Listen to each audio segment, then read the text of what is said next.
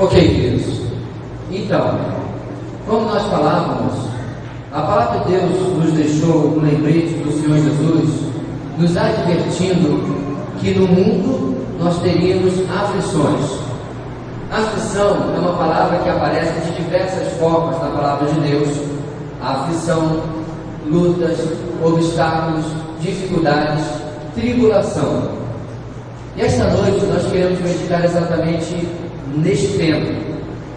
E nós queremos pegar em especial os escritos do apóstolo Paulo e aprender sobre a teologia bíblica de Paulo sobre a tribulação. A teologia bíblica de Paulo sobre a tribulação. O que o apóstolo Paulo, que saiu de uma situação confortável, sendo fariseu, sendo socialmente bem colocado, financeiramente suprido, quando ele tem um encontro com o Senhor Jesus no caminho para Damasco, ainda se chamando Saulo, ele abandona, como ele fala na carta aos Filipenses, considera tudo aquilo que era de valor para ele antes como algo sem valor, como algo que ele poderia perder para que ganhasse a Cristo. Então agora, minha gente, ele se coloca numa situação completamente diferente da que ele experimentava antes. Agora, de perseguidor, ele passa a perseguido. Agora, de um homem rico e bem posicionado financeiramente, ele passa a ser alguém que teve que aprender a viver bem em toda e qualquer situação, inclusive na necessidade. Isso, meus irmãos, contrasta absurdamente com aquilo que nós vemos nas pseudo-igrejas de hoje em dia, e uma delas teve a coragem, durante muitos anos, ter como slogan a seguinte frase: deixe de sofrer. Mas quando você olha para a palavra de Deus, você vê a função do sofrimento, da tribulação na vida do cristão. Ora, se isso tem uma função planejada por Deus, por que eu deixaria isso de lado? Por que isso seria algo que eu não apreciaria? Antes de nós entrarmos nos escritos de Paulo, quero chamar a sua atenção para aquilo que o apóstolo Tiago nos ensina. Vamos abrir a Bíblia rapidinho. No escrito de Tiago, e vamos ver aquilo que ele nos aconselha a respeito da tribulação. Tiago, capítulo 1, versículo 2. Eu vou pedir que os irmãos leiam, porque eu estou aqui com uma Bíblia, uma versão diferente daquela que nós usamos na nossa igreja. A minha Bíblia está MIA, Missed in Action. Foi perdida em ação. Estou à caça dela antes de adquirir uma outra. O que me presta aqui para eu poder ler junto com todo mundo, eu já devolvo. Obrigado, minha querida. Então vamos ler, meus irmãos, a uma só voz o texto de Tiago, capítulo 1, versículo 2. Vamos lá? Meus irmãos, considerem motivo de grande alegria o fato de passarem por diversas provações. Meus irmãos, é só o versículo 2, vocês estão motivados para ler a Bíblia hoje, né? Glória a Deus por isso. Amém? Há muitos anos atrás eu assisti um filme que você ainda deve encontrar nas locadoras evangélicas, chama-se Motivo de Alegria.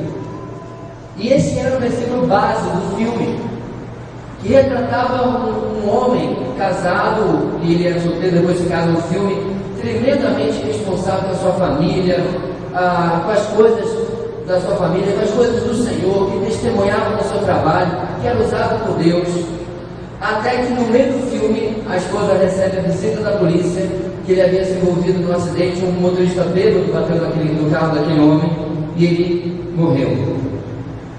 E é isso, ainda não é nem um terço do filme. 2 terços do filme, meus irmãos, gira em torno de Tiago 2. Passar por profunda provação, tribulação, algo triste, e você encarar como motivo de alegria. Eu tenho certeza, meus irmãos, que Tiago era familiarizado com os escritos de Paulo. E hoje nós vamos ver alguns textos, e eu quero pedir a sua paciência para que nós possamos ler cada um desses textos e ver como Paulo costura ao longo dos seus escritos uma teologia bíblica da tribulação, do sofrimento, da luta na vida do cristão. E o primeiro texto dessa noite, meus irmãos, é na carta magna do cristianismo, Romanos, capítulo 5, do versículo 1 até o versículo 5. Como eu prometi, está aí, mas se você quiser ir anotando, que ótimo, para compartilhar durante a semana com os outros irmãos. Romanos capítulo 5, versículo 1 até o versículo 5.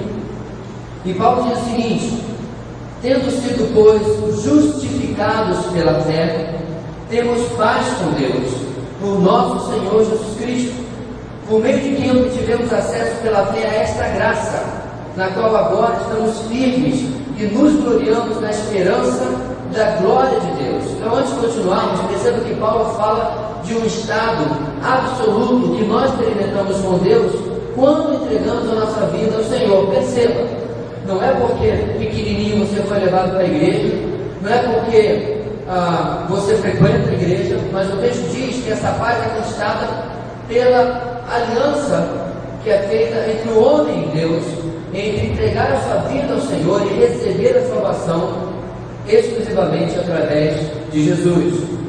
E aí Paulo diz que além dessa paz, esse acesso à graça, versículo 3, ele diz: não só isso, olha a parte sublinhada, mas também nos gloriamos nas tribulações, porque sabemos que a tribulação produz perseverança, a perseverança um caráter aprovado, e o caráter aprovado é esperança. Ele volta para a esperança do versículo 2, mostrando que ela também é fruto, ela é um produto da tribulação na vida do cristão.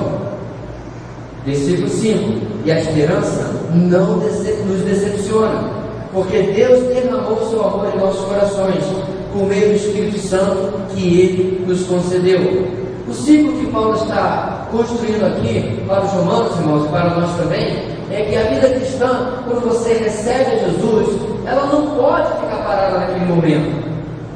Porque caso isso aconteça e você não comece a processar todas as situações da sua vida cristã, através daquela experiência e da experiência continuada de vida com o Senhor, você não vai conseguir lidar bem. Você não vai conseguir interagir com aquilo de uma maneira espiritual, de uma maneira do ponto de vista de Deus, de uma maneira do ponto de vista da eternidade. Mas quando você consegue fazer isso, quando você interage dessa maneira, o ciclo começa a funcionar na sua vida. Vamos repetir: a tribulação produz perseverança. Eu prossigo, eu tenho condição de encarar com mais estabilidade, eu não desanimo com facilidade. Perseverança. A perseverança, um caráter aprovado. Perceba, o grande problema de muitos crentes hoje em dia é que eles têm a roupa, com roupa de crente mesmo hoje, né? Nossa, a roupa, eles têm às vezes o linguajar, eles têm às vezes até o jargão, né? Mas falta o caráter, falta a vida transformada. Ele entrou para a igreja, ele virou crente, mas a obra de conversão na vida dessa pessoa, se ela sequer começou, está incompleta. Porque o que Deus deseja na nossa vida, irmãos, é um caráter aprovado. A palavra aprovado no texto, ela tem o significado de algo que foi testado e foi confirmado como legítimo. É aquela ideia antiga que tinha, que o pessoal recebia aquela moeda de ouro e dava aquela testada no canto do dente, né? Para ver se era ouro de verdade, não era um metal folheado apenas, mas é porque o ouro é muito mais maleável que ferro e outros metais mais duros. A ideia é: você foi testado pela provação, perseverou e recebeu o selo do inédito de Deus na sua vida. Caráter aprovado, agora sim, gera estabilidade, gera confiança, ou seja, gera esperança. Eu já expliquei, mas não custa explicar de novo. A esperança bíblica, meus irmãos, em nada lembra aquela ideia da pessoa que vai lá na loteria esportiva e faz uma pedrinha, né? Aliás, que péssima palavra para se colocar num jogo, né? Uma coisa de jogatina. Mas ele vai lá no seu jogo, aí ele tem aquela esperança de que os números vão ser sorteados, de que ele vai ser contemplado, ele vai ser o novo milionário da Mega Sena. Essa esperança pode ou não pode, provavelmente não, a probabilidade é muito maior, se concretizar, não é verdade? Ou, por exemplo, quando você faz um concurso, você faz a prova, mas tem 1000 pessoas para 15 vagas. Você pode passar ou não. Há uma esperança, tem uma boa prova. Meus irmãos, a esperança bíblica em nada tem a ver com essa que a gente está dando exemplo aqui. A esperança que está se referindo aqui é a certeza absoluta de que o Senhor Jesus volta para buscar a sua igreja. E se não estivermos aqui quando Ele voltar, por ocasião da morte, nós vamos ao seu encontro. Isso não é fábula, isso não é conto de fadas, isso é uma convicção bíblica de que nós pertencemos a Deus. Amém, igreja? Ora, qual é o ensinamento que o texto de Romanos capítulo 5 nos dá nessa noite? Primeiro ponto, o entendimento do crescimento na tribulação gera uma atitude positiva. O entendimento, a compreensão do crescimento que você pode desfrutar pela tribulação gera na sua vida uma atitude positiva. Ora, sofrer por sofrer, ninguém quer. Sofrer por uma vocação masoquista cristã, isso não existe. Mas, meus irmãos, o apóstolo Paulo está mostrando que há um propósito naquilo que nós estamos passando. Há um objetivo, há um plano. Deus não é um menino com uma lupa queimando formiga no calor do sol, não. Ele não está fazendo isso com a minha e a sua vida. Antes, Ele é aquele que examina áreas da nossa vida que precisam ser mexidas, que precisam ser trabalhadas. E um dos instrumentos de Deus para fazer isso é exatamente a tribulação, a luta, a dificuldade. Ora, quando eu compreendo isso, e quando, meus irmãos, passando a tribulação, passando pela luta, como diz a música que eu gosto muito, né? Dando glória a Deus, do outro lado eu percebo o crescimento, eu posso ter uma atitude positiva. Você sabe por que tem gente que passa pela luta murmurando? Porque ainda não percebeu o valor de crescimento que aquela circunstância tem na sua vida. Existe um versículo no Salmo 119 muito interessante, em que o salmista fala o seguinte: foi-me bom ter sido oprimido, porque agora eu obedeço à tua lei. Perceba o pensamento do salmista. Ele diz: para mim foi bom ter passado pela tribulação, porque agora eu obedeço à tua palavra. Foi a luta que chamou a atenção do salmista a algo na vida dele que estava fora da vontade de Deus. E assim ele pôde ser atraído de novo à obediência, a voltar-se para a palavra de Deus. Poxa, pastor, mas Deus não podia fazer isso na nossa vida sempre com coisas boas? Meus irmãos, o grande problema é que o pecado deixou em nossa vida um defeito de fabricação. Nós nem sempre respondemos bem a só sermos abençoados. Muitas vezes, em meio à bênção, nós nos esquecemos de Deus e não ouvimos as coisas que Ele deseja nos ensinar. E aí, Ele precisa usar de outro instrumento, que seria a tribulação. Portanto, o entendimento do crescimento da tribulação gera uma atitude positiva. O segundo texto dessa noite, meus irmãos, na teologia bíblica da tribulação de Paulo, está na primeira carta aos Tessalonicenses, capítulo 3. Como está aí, diz assim o texto de Paulo, 3, versículo 6. Agora, porém, Timóteo acaba de chegar da parte de vocês, dando-nos boas notícias a respeito da fé e do amor que vocês têm.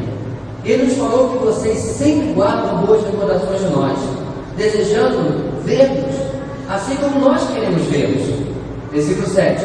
Por isso, irmãos, em toda a nossa necessidade e tribulação, ficamos animados quando soubemos da sua fé, pois agora vivemos, visto que vocês estão firmes no Senhor. Meus irmãos, Timóteo, firme na fé, parceiraço de Paulo, naquele braço direito, ele vai ao encontro de Paulo e traz notícias da igreja em Tessalônica. E as notícias não poderiam ser melhores. A igreja dos 3 pilares que Paulo quase sempre toca nas suas cartas: amor, fé e esperança. Ela está indo muito bem. É uma igreja amorosa, é uma igreja de uma fé operosa. Apenas a questão da fé, como eu já disse, tem a ver com a volta de Cristo. Nas 2 cartas, Paulo dá uma ensinada, dá uma consertada, porque algumas pessoas estavam sugerindo heresias, que Jesus já tinha voltado, e Jesus ia voltar logo, outros, né? Então não precisava trabalhar. Então essas heresias, esses desvios são consertados. Mas a vida da igreja, no amor ao próximo, no amor aos irmãos, no cuidado prático dos irmãos e na fé operosa, era algo que trazia boa notícia para Paulo. Por isso, mesmo no meio de grande tribulação, no versículo 7, e grande necessidade, ele diz: ficamos animados quando soubemos da sua fé. A nossa luta é pouco, é pequeno. A boa notícia que Timóteo nos trouxe nos alegra muito mais.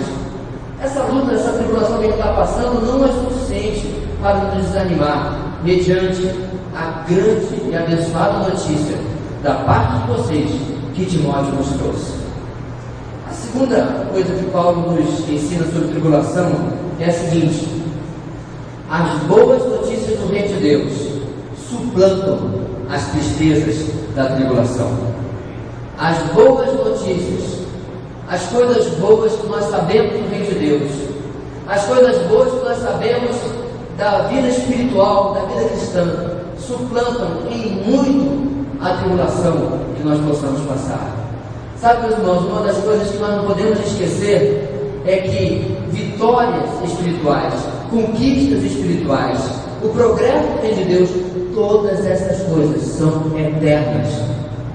A tribulação que eu e você possamos passar, por outro lado, é temporária, é provisória, não prevalecerá para a eternidade.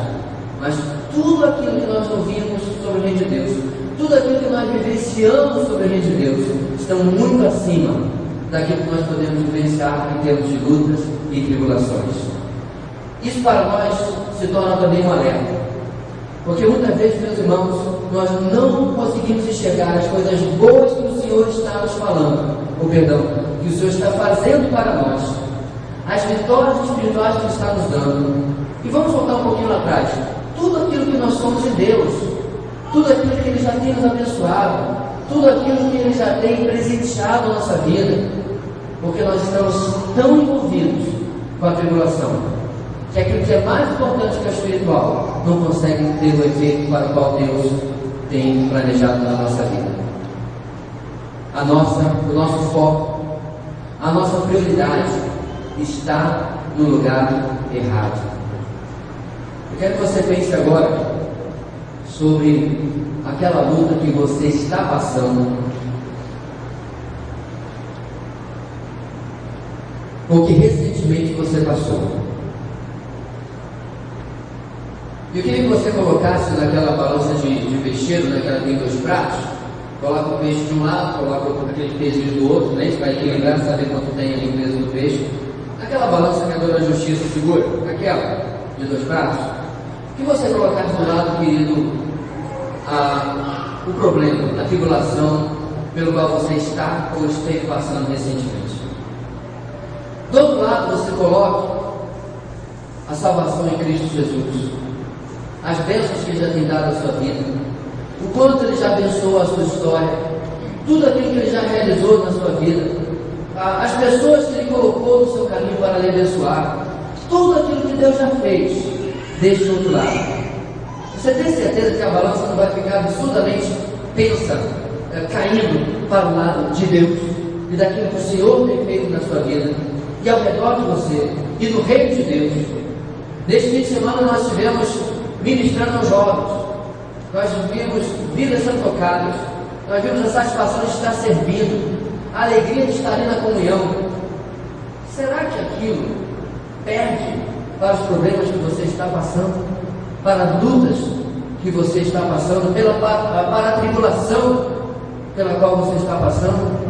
Ou será que o nosso foco, a nossa valorização daquilo que está passando por tribulação na nossa vida, é que está desproporcional.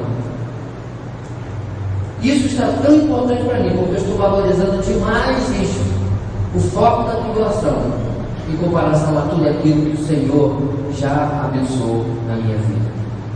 Paulo, passando por necessidade e tribulação, quando houve o relatório de Timóteo, que os Tessalonicenses estavam crescendo, que o Evangelho estava crescendo, que a igreja estava crescendo, diz: acabou os meus problemas, acabou as minhas dificuldades aqui, porque maior alegria eu tenho de ouvir as boas novas, as boas notícias de como o reino de Deus está crescendo no meio de vocês. As boas notícias do reino de Deus suplantam, superam as tristezas da tribulação. O terceiro texto dessa noite, meus irmãos, é novamente aos Tessalonicenses, mas na segunda carta, no capítulo 1. No versículo 3, Paulo diz o seguinte a esta igreja: irmãos, devemos sempre dar graças a Deus por vocês. Isso é justo, porque a fé que vocês têm cresce cada vez mais, e muito aumenta o amor de vocês, de todos vocês, uns pelos outros. Por esta causa, nos gloriamos em vocês entre as igrejas de Deus, pela perseverança e fé demonstrada por vocês em todas as perseguições e tribulações que estão suportando. Elas dão prova do justo juízo de Deus e mostram o seu desejo de que vocês sejam considerados dignos do seu reino, pelo qual vocês também estão sofrendo. Então perceba, meu irmão, antes de continuarmos, que Paulo novamente destaca a fé e o amor desta igreja como algo que chegava aos seus ouvidos, que era uma igreja que realmente não se abatia em meio às tribulações que agora eles também estão passando. Então, meus irmãos, no versículo 6, olha o ensino de Paulo para nós nessa noite. Terceiro ensino: é justo da parte de Deus retribuir com tribulação aos que lhe causam tribulação e dar alívio a vocês que estão sendo atribulados, e a nós também. Isso acontecerá quando o Senhor Jesus for revelado lá nos céus, com os seus anjos poderosos, em meio a chamas flamejantes. Vai ser um espetáculo maravilhoso. Mas o versículo 6, que parte do 7 em especial, mostra, meus irmãos, que aquele que torna a vida de alguém atribulada e aquele que recebe a tribulação não serão esquecidos por Deus. Ele, de maneira justa, retribuirá a ambas as partes. Perceba que Paulo não está ensinando o tal do aqui se faz, aqui se paga, né? Eu não sei de onde o pessoal tira isso. Tem gente que apronta de montão, é desonesto, é trapaceador, é corrupto, e muitas vezes eu não vejo o cabra pagando nada. Há um tempo atrás, no nosso estado, teve o escândalo dos gafanhotos. Não tem ninguém preso, pelo menos não que importa, né? Depois de um tempo atrás, teve outro escândalo e as pessoas simplesmente não vão para a cadeia. Se corrupto fosse preso no Brasil, meus irmãos, as penitenciárias iam estar mais lotadas ainda do que já estão, não é verdade? Então, tem certeza que é verdade essa história do aqui se faz, aqui se paga? Não é verdade. Vamos olhar para a palavra de Deus, ok? Não é verdade. Nem sempre o mal que se faz você paga aqui, e nem sempre o bem que se faz você é recompensado aqui. Essa é a verdade bíblica. Diante dessa verdade bíblica, do que Paulo está dizendo? Aqueles que causavam tribulação na igreja dos Tessalonicenses seriam julgados por Deus, claro, se não se arrependessem e se não se voltassem para o Senhor Jesus a tempo, seriam na eternidade julgados por Deus. Por outro lado, os Tessalonicenses que estavam passando pelo sofrimento seriam recompensados por Deus. Ou seja, toda vez que nós sofremos, amados, por causa da justiça, porque estamos servindo a Deus, porque estamos fazendo aquilo que Deus deseja e se agrada, nós seremos recompensados. Amém? Nós oramos há pouco pelo casal de missionários brasileiros que está lá preso. cada ação de sofrimento por causa do reino de Deus será recompensada. Terceiro princípio, meus irmãos, que a teologia bíblica da tribulação de Paulo nos ensina nesta noite: a retribuição na tribulação aponta para a justiça de Deus. Nada escapa aos olhos do nosso Deus. Fique tranquilo. Fique tranquilo. Tudo que é feito contra a igreja do Senhor será julgado pelo dono da igreja do Senhor. Você acha mesmo, querido, que o nosso Deus vai ficar olhando de camarote qualquer ação contra a sua vida, contra a minha vida, sem fazer nada, sem providenciar que nada fosse feito? Se aquela pessoa que persegue a igreja não lhe acontecer como aconteceu com o apóstolo Paulo, que perseguiu a igreja, que prendeu muita gente, e por causa dessa prisão, muita gente foi morta depois nas arenas romanas e etc. Se não acontecer com essa pessoa a mesma coisa que aconteceu com o apóstolo Paulo, de se arrepender e voltar-se para o Senhor, a palavra de Deus está dizendo que em toda a tribulação Ele vai julgar, retribuir aos que causam tribulação, aqueles que pertencem a Deus. E aqueles que pertencem a Deus, por outro lado, serão recompensados. Meu querido, nada que acontece na sua vida, se essa tribulação é causada diretamente por Deus, Ele está fazendo algo na sua vida, joia. Mas se isso é feito através de algum instrumento humano, esse instrumento humano foi usado em uma marionete. Ele foi usado porque ele tinha uma disposição para ser contra o Evangelho, contra os cristãos. Ele será retribuído, ele será julgado pelo Deus que nós servimos. Recapitulando essa noite, nós vemos o seguinte: o entendimento do crescimento da tribulação gera uma atitude positiva. As boas notícias do reino de Deus suplantam as tristezas da tribulação. A retribuição da tribulação aponta para a justiça de Deus. O quarto texto dessa noite está em 2 Coríntios, capítulo 8. Agora Paulo, meus irmãos, escrevendo para esta igreja, com quem ele tinha até uma relação um pouquinho complicada, ele vai novamente mencionar a tribulação, mas não deles, mas para, usando a tribulação de outra igreja, ele trazer um princípio importante para os coríntios. Versículo 1: agora, irmãos, queremos que vocês tomem conhecimento da graça que Deus concedeu às igrejas da Macedônia, a região que é a Grécia hoje. No meio da mais severa tribulação, a grande alegria e a extrema pobreza deles transbordaram em rica generosidade. Pois dou testemunho de que eles deram tudo quanto podiam, e até além do que podiam, por iniciativa própria. Eles nos suplicaram insistentemente o privilégio de participar da assistência aos santos, e não somente fizeram o que esperávamos, mas entregaram-se primeiramente a si mesmos ao Senhor e depois a nós pela vontade de Deus. O que acontece aqui, minha gente? Havia uma fome na região da Judéia, e os crentes, os cristãos na Judéia, estavam, é claro, passando necessidade. A notícia desta fome se espalhou rapidamente pelas igrejas cristãs, que já estavam, obviamente, em dezenas de cidades. Tomando conhecimento daquilo, procuraram o apóstolo Paulo, como diz o texto, por iniciativa própria, disseram: nós queremos ter o privilégio de levantar uma oferta e ajudar aos santos, aos cristãos lá na Judéia. Os santos da Macedônia se levantaram para ajudar os santos da Judéia, e este exemplo estava sendo usado por Paulo para instruir aos santos de Coríntios e aos santos de hoje à noite também. Sobre o quê? De que, meus irmãos, mesmo quando nós estamos passando, como diz o texto, no meio da mais severa tribulação, ainda assim existe algo que nós podemos fazer. A quarta lição dessa noite é a seguinte: a doação pessoal em meio à tribulação aponta para espiritual consagração. Ligou, né?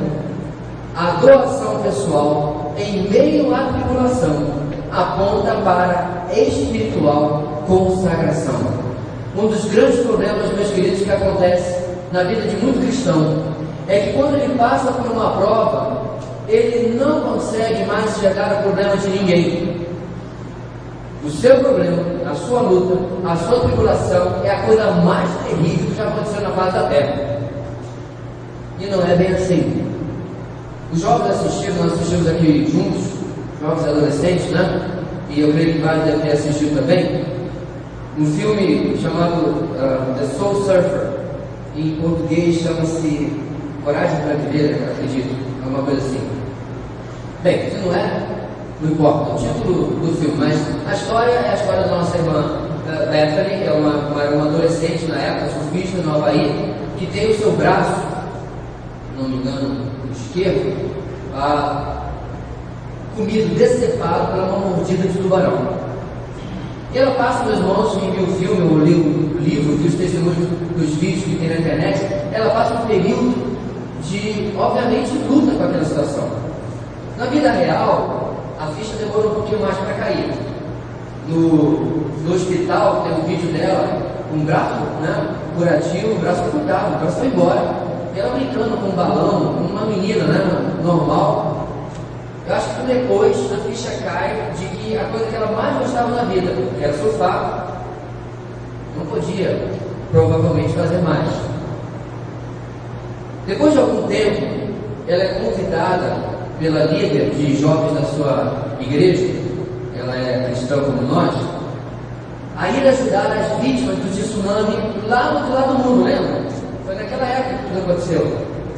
Então ela embarca, ela já tinha tido seu acidente, e ela vai para o outro lado do mundo e vê aquele sofrimento absurdo, cheiro de copos de putrefação por tudo quanto é lugar, as pessoas sem casa, as pessoas sem ter onde comer. E em determinado momento ela tem aquela autoconscientização: o meu sofrimento não é o pior que existe no mundo. Tem gente que está sofrendo muito mais. E ela começa, já foi lá ajudar, e ela começa a ajudar mais ainda as pessoas ao seu redor. E começa o ministério, e começa a testemunhar, e começa a usar aquilo que de tão terrível aconteceu com ela para abençoar vidas. No texto que nós lemos, meus irmãos, uma igreja que passava numa região necessidade, e o texto diz: severa tribulação, diz: nós queremos ter a alegria de participar da ajuda à vida dos nossos irmãos que estão passando fome lá na Judéia. Será que você tem o pior sofrimento do mundo mesmo? Será que a tribulação está se arrolando na sua vida porque é você que a tem alimentado? Você que a tem supervalorizado? Você que a tem inflado com a perspectiva que você tem sobre ela? Será que viu que Golias de 2,70 metros está com 100 metros de altura? Porque você tem o feito crescer dessa maneira? Eu não estou falando uma pergunta retórica ao vento, eu estou sugerindo que você examine a sua abordagem ao problema que você está vivendo. Por causa agora da internet, e Facebook, e Twitter e outras coisas, muita coisa boa chega. A gente se reencontra muita gente que a gente não vê há muito tempo. Mas, por outro lado, toda semana chega uma notícia também difícil. Eu comentava, inclusive, algo interessante com a minha esposa: ou a ciência avançou muito, ou a notícia chega mais rápido agora. Todo mês chega a notícia de uma pessoa querida que está com doença grave. Agora nós estamos orando. A esposa de um dos irmãos mais abençoados no cenário da adoração do Brasil está passando por quimioterapia. Um dos nossos professores do seminário também lidando com câncer. Um dos pastores mais abençoados dessa cidade, pastor da Igreja Batista lá em Florianópolis, um dos pioneiros na denominação do discipulado, também lutando há 3 anos com câncer. Semana passada, uma jovem que trabalhou no seminário onde nós estudamos, faleceu 40 anos de idade, com problema cardíaco. E você vê essas situações, minha gente, você começa a parar para perguntar: será que a minha unha encravada é tão problemática assim? Será que aquele dedinho que está doendo é um problema tão grande assim?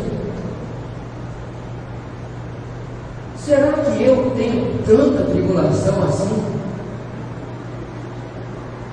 Na verdade, minha gente, quando nós descentralizamos da nossa tribulação e focamos muitas vezes em ajudar o problema dos outros, nosso problema começa às vezes a ficar muito pequeno. Eu creio, meus irmãos, que foi essa bênção que a igreja da Macedônia experimentou, mesmo passando por severa tribulação, em se voluntariar e insistir com Paulo para ajudar os irmãos da Judéia. O seu próprio sofrimento foi aliviado. A doação pessoal em meio à tribulação aponta para uma espiritual consagração. Eu estou me consagrando a Deus, eu estou me aproximando mais do Senhor, e os meus problemas estão diminuindo à medida que eu faço isso.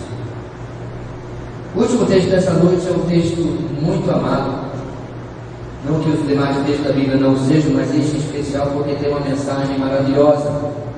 E está de novo em Romanos, onde nós começamos agora no capítulo 8.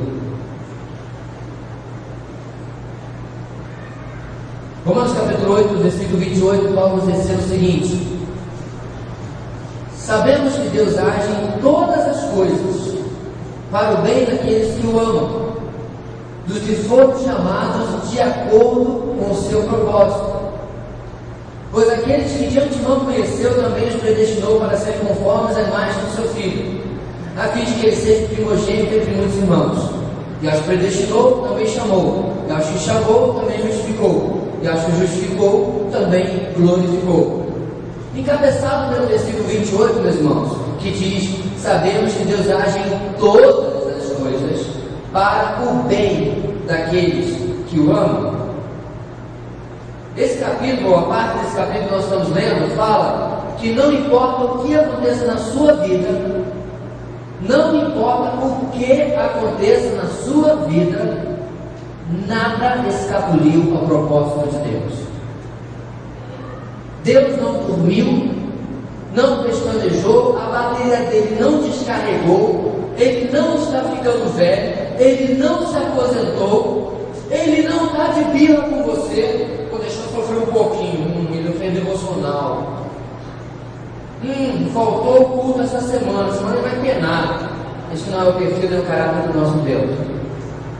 Tudo está debaixo do guarda-chuva da soberania de Deus na nossa vida. Porque essa soberania começou em Ele lhe escolher e lhe chamar. Versículo 29 e 30. Ele foi até onde você foi, Ele trabalhou na sua história para que você conhecesse alguém que pregou o Evangelho para você, e ali você pudesse receber o toque de Deus, receber a fé de Deus, receber o Senhor, e agora você está aqui. Amém? Ele vai parar aí? Não. Olha como o texto continua. Versículo 31. Que diremos, pois, diante dessas coisas? Eu, como interpretar a Bíblia, irmãos, não é tão difícil assim. Preste atenção nos pois, nos portantos e etc. que o autor coloca. Olha o texto. Diante de tudo isso que Deus fez, que diremos? Diante desses presentes de graça, desses presentes imerecidos, qual é a minha resposta? Se Deus é por nós, quem será contra nós? Aquele que não poupou seu próprio Filho, mas o entregou por todos nós, como não nos dará juntamente com Ele, com esse Filho, e como igreja, e de graça, todas as coisas? Eu vou dar uma pausa aqui, meus irmãos. Eu fiz um comentário hoje na internet, que tem um problema na igreja brasileira. Ou ele é teológico, ou ele é um problema da falta de dicionário. Porque nós não compreendemos muitas vezes o que significa a palavra graça. Graça significa eu não posso fazer nada para merecer. Eu fiz um profundo estudo etimológico da palavra nada, e nada significa nada. Absolutamente 100% nada. Senão não é graça. É eu fazendo alguma coisa. Não adianta ser religioso, não adianta ser batizado, não adianta ir para a igreja, não adianta ser batista, não adianta ser pastor. Nada para receber o favor de Deus. Então Paulo está dizendo, meus irmãos, como Ele não nos dará, além de já nos ter dado Jesus, e de graça todas as coisas. Por que eu disse que a igreja tem um problema? Aí o cara vai ensinar jejum e fala, não, jejua, que aí Deus responde. Então você está pagando a sua bênção com jejum? É assim? Não. Oferta que Deus vai te abençoar. Então Deus tem um preço. Meus irmãos, nada do que nós façamos vai fazer Deus fazer alguma coisa que já não estivesse no seu propósito para nós. Por outro lado, quando esse propósito depende da nossa obediência, Ele recua a sua mão até que nós aprendamos a nossa lição e possamos fazer aquilo que Ele deseja. Pastor, explica melhor. Pois não. Se a atuação de Deus, do Espírito Santo, de forma fluida, de forma poderosa na sua vida, depende de santidade, Ele não agirá o poder do Espírito Santo na sua vida enquanto a santidade não estiver lá. Então você não está comprando, meu irmão, a ação do Espírito com a santidade. Não, a santidade é pré-requisito, é fundamento para que o Espírito Santo possa fluir na nossa vida. Essa é a enorme diferença. Não há como comprar o favor de Deus, senão não é favor, foi pago. E nós não podemos fazer isso. Esse texto é tão bom que eu vou voltar nele. Versículo 32. Aquele que não poupou o seu próprio filho, mas o entregou por todos nós, como não nos dará juntamente com ele e de graça todas as coisas? Versículo 33. Quem fará alguma acusação contra os escolhidos de Deus? É Deus que os justifica, não tem acusação mais não.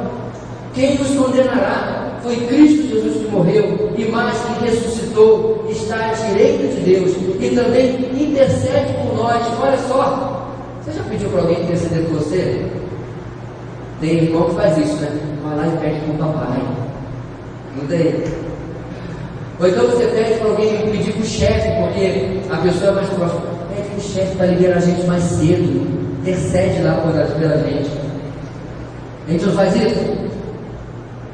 Se nós confiamos, meus irmãos, no irmão mais velho e o colega de trabalho para interceder por nós, o texto acabou de dizer que Cristo intercede por nós. Escrevendo a Timóteo, Paulo disse, porque há um só Deus e um só mediador entre Deus e os homens, Jesus Cristo. Ninguém mais. Não adianta absolutamente nada em favor de ninguém, irmão. Inclusive tem aquela história, pastor, ora por mim. O irmão não está orando não? Eu posso orar junto com você, mas só por você não vai prestar não. O que ideia é essa? Que é agora? Só falta você dar a vela aqui no meu pé. Eu vou interceder por você e o acesso direto que você tem ao trono da graça, Hebreus nos ensina, você não vai usar, meu irmão? Por favor, use também. Eu gosto quando alguém me pede, pastor, me ajuda em oração. Ah, agora sim. Estamos juntos, né? Então eu, ele, ela, uma multidão de gente, nós estamos intercedendo por alguma coisa. Aí eu te ajudo, a gente vai orar para que a vontade soberana de Deus se realize. Agora sim, meus irmãos, onde está sublinhado ali, nossa, a letra ficou pequena, né? Os míopes protestam. Mas amém. Versículo 35. Quem nos separará do amor de Cristo? Olha aí a tribulação. Será tribulação? Ou angústia? Ou perseguição? Ou fome? Ou nudez? Ou perigo? Ou espada? Pode pegar, meu querido, o seu problema, coloca aí. Será falta de dinheiro? Será problema de relacionamento? O que nos separará do amor de Deus que está em Cristo Jesus nosso Senhor? Nada, a pergunta é retórica. Versículo 36, como está escrito, por amor de ti enfrentamos a morte todos os dias, somos considerados como ovelhas destinadas ao matador. Mas, vamos ler o 37 juntos, igreja. Mas em todas estas coisas somos mais que vencedores por meio daquele que nos amou. A palavra mais que vencedor em grego é uma palavra só. Você poderia traduzir como super vencedores, hiper vencedores, mega vencedores. Ou seja, o pessoal que vence aqui na época de Paulo, lá na corrida romana, no estádio, aquele que vence na política, isso aí é barrela, isso é pouca coisa. Nós somos mais que vencedores em relação a tudo isso. A quinta e última lição dessa noite é a seguinte: o descanso na soberania de Deus nos faz compreender a pequenez da tribulação. O descanso na soberania de Deus, na escolha que Ele fez eternamente pela sua vida, meu irmão, no chamado soberano dEle, da graça soberana dEle sobre a sua vida, e tudo aquilo que Ele tem presenteado na sua vida. Como o texto diz, que diremos, pois, diante dessas coisas? O descanso na soberania de Deus nos faz compreender a pequenez da tribulação. Pare de alimentar o problema na sua vida. É você que empodera a tribulação. Satanás não tem condição de fazer isso, porque ele só faz o que Deus permite. O mundo não tem muito menos, porque não é uma entidade, não é um ser. A sua carne, essa sim pode atrapalhar, mas no final das contas, quem infla o problema, quem aumenta o problema, quem coloca fermento no problema, sou eu e é você. Através de decisões erradas, através da disposição mental. Porque muitas vezes, meus irmãos, a gente olha para o gatinho, mas na nossa cabeça, a química do cérebro está tão alterada pelo problema que a gente vê um leão. Sabia? Ah, não tem mais jeito. Ah, depois de ter feito inventário está ruim, nunca mais ficou bom. E nós aumentamos a situação. Mas como nós vimos, meus irmãos, em 5 textos do apóstolo Paulo, e eu só coloquei 5 porque afinal de contas a gente tem que ir para casa, né? Paulo encarava a tribulação de uma maneira completamente diferente. Para reavivar a nossa memória esta noite, em primeiro lugar, o entendimento do crescimento na tribulação gera uma atitude positiva, Romanos capítulo 5. Em segundo lugar, as boas notícias do reino de Deus suplantam as tristezas da tribulação, 1 Tessalonicenses capítulo 3. Em terceiro lugar, a retribuição da tribulação aponta para a justiça de Deus, 2 Tessalonicenses capítulo 1. Em último lugar, a doação pessoal, sacrifício pessoal em meio à tribulação, aponta para a espiritual consagração, 2 Coríntios capítulo 8. E em último lugar, o descanso na soberania de Deus nos faz compreender a pequenez da tribulação, Romanos capítulo 8. Qual é o tamanho do seu problema mesmo? Talvez a pergunta está errada. Qual é o tamanho do seu Deus, meu querido? Oremos. Obrigado, Senhor, porque nós não estamos sozinhos. Em todo o nosso caminho, o Senhor está conosco. Em todo o percurso, o Senhor está ao nosso lado. Tu és Emmanuel, Deus conosco, em todo o nosso caminho. Nós te agradecemos essa noite em nome de Jesus. Amém. Eu queria terminar passando um vídeo que está no HD externo. Nós passamos lá. Eu gostaria de compartilhar com a igreja nessa noite.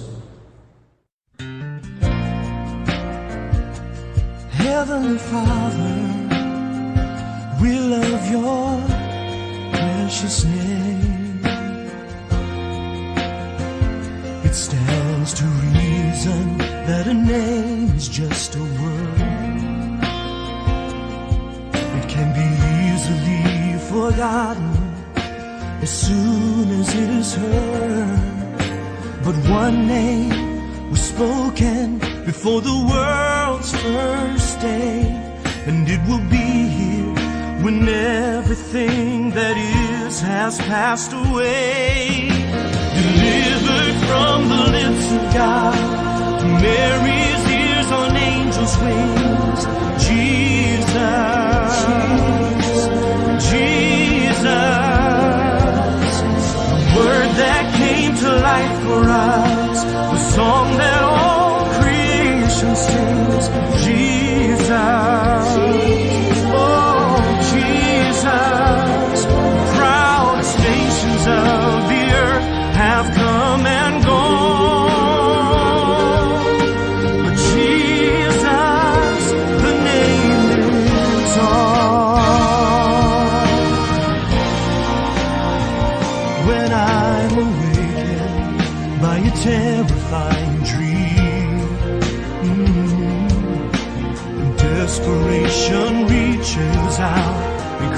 touches me when I'm so afraid that I don't even know how to pray.